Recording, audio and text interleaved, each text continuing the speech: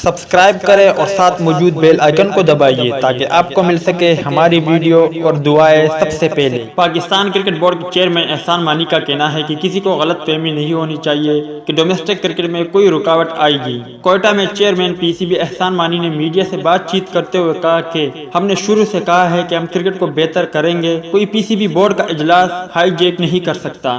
Board के जो फैसले पहले हो चुके वो तब्दील नहीं होंगे। क्रिकेट में इस्लाहात को कोई रोक नहीं सकता।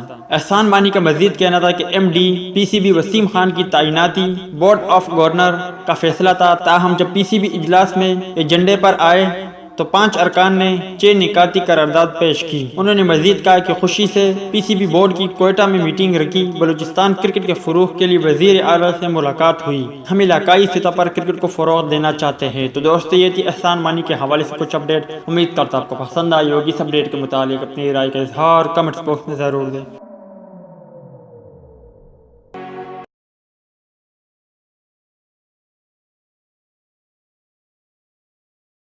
दोस्तों, उम्मीद करता हूं आपको वीडियो पसंद आई होगी। तो लाइक करें, शेयर करें, सब्सक्राइब करें अब्दुल्ला स्पोर्ट अपडेट को और साथ मौजूद बेल आइकन को दबाइए। मेरी दुआ है कि मेरी, आपकी और हम सब की हर जायज मुराद पूरी हो। मेरी न्यू वीडियो आने तक आपका, हमारा, हम सबका अल्लाह ही हाफिज और निगहबान हो। आमीन। वीडियो देखने का शुक्रिया।